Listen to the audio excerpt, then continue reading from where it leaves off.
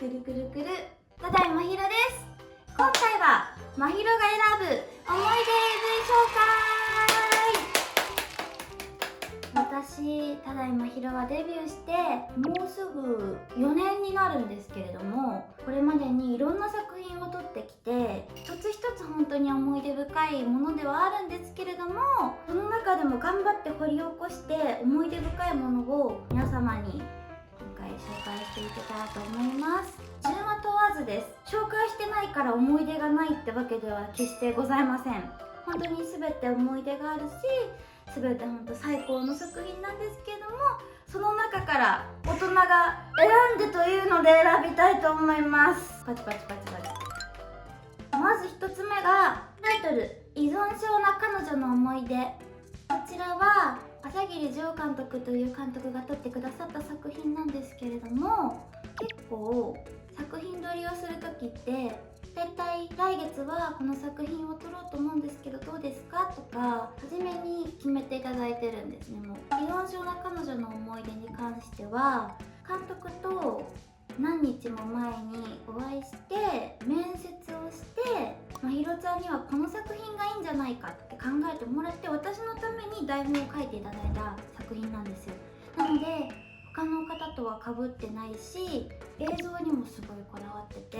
綺麗に撮っていただいてます。中でも一つ思い出に残ってるシーンがあって、夜のシーンなんですけど、電車が通る場所があるんですよ、作品の中で。そこを本当に電車がこの時間にここを通るからって、それまでずっと待って、ちょっと寒かった季節でその時間までみんなで頑張って外で待って撮ったっていう思い出作品です。琉球さんっていう男優さんと一緒だったんですけれども、寒かったので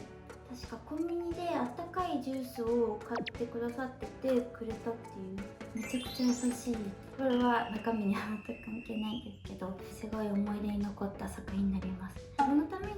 作品を考えてくれたっていうのがめちゃくちゃ思い出に残ってます。朝霧さんありがとうございました。2つ目がただいまひろ、男子の格好がバレてリン丸されてです。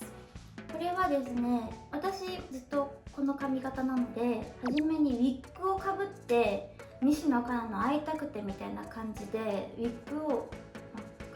切るシーンがあるんですよ。なぜ切ったかっていうと、自分には弟がいて、弟が学校でいじめられてしまっているという、それを聞いた私お姉ちゃんは自分の長い髪を切って男装して男子校に乗り込む。それで弟がいじめられてるのを助けるっていう話だったんですけれども、男装してるのがバレて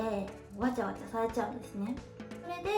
男の子っぽい髪型にしてメイクもめちゃくちゃ薄くて、なかなかそういう作品ってないので本当に思い出に残ってて、本当に人生で体験したことない男装だったので思い出に残ってます。3つ目が出張先の温泉旅館で部下の新卒 OL とまさかの相部屋、純真無垢な誘惑、逆寝取り NTR、ただいまひろ。この作品は温泉旅館で撮ったんですけど、私和室ってすごいエロいと思うんですよ。なんで自分がすごい好きだったテイストっていうのもあるし、あと前田文豪監督っていう監督に撮っていただいたんですけど、映像をめちゃくちゃ綺麗に撮ってくれてるので、なんか自分でサンプルとか見てうわ綺麗と思ってすごい気に入ったのと、あとサンザでお気に入りめちゃくちゃ登録していただいたので、あ、この作品良かったんだって、頑張れて良かったってすごいなんか嬉しくなった作品になります。前田文豪監督に今までいろいろ作品を撮っていただいたんですけれども、これはなかなかに思い出に残ってます。次は SOD スターただいまひろ18歳 AV デビューです。デビュー作はやっぱりなんか欠かせないですよね。当たり前すぎて外そうかなとかも思ったんですけど、でもやっぱ思い出に残ってるので入れようと思いました。あの日のことは今でも忘れられないです。このお仕事してよかったなと思います。緊張してる自分に声かけてあげたいですね。今元気だよと。はい、続いてが SOD スター11バブルパーティー2019、プールで感度上げ上げ行きまくり編。これは当時いた SOD スターの女優さんたちみんなと乱交パーティーっていう作品だったんですけれども、木更津で撮ったんですけれども、その日ががちょっとあいにく天気が悪くて結構寒かったんですよ。プールでみんなで遊んでいたらいきなり敏感になってしまう泡が出てきて、それに触れてみんながなんかエッチになっていっちゃって乱交しちゃうっていう作品なんですけれども、とにかく雨降ってる中のプールってめちゃくちゃ寒いんですよ。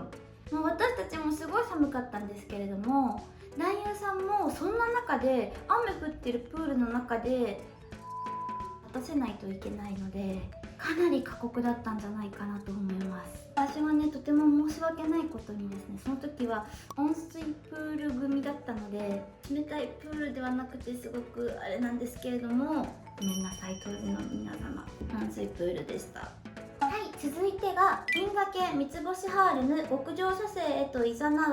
逆 4P スペシャル。こちらはですね、さくらまなさんと小倉優奈ちゃんと私の3人と男優さん1人の 4P 作品になっているんですけれども、まさか大好きなまなさんとゆなちゃんと一緒に AV に出れる日が来るとは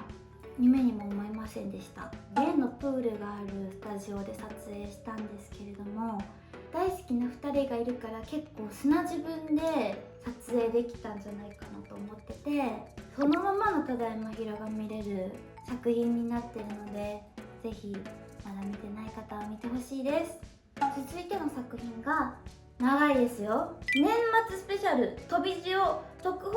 ュース、勤務中ずっと痙攣、潮吹きっぱなし、失禁しても平然と原稿を読み上げるただいまひろアナウンサー。こちらはですね、センズさんというレーベルがあって、そちらの作品とのコラボだったんですけれども、ずっと潮を吹き続けるアナウンサー、原稿を読んで疲れまくりなんですけど平然とした顔をして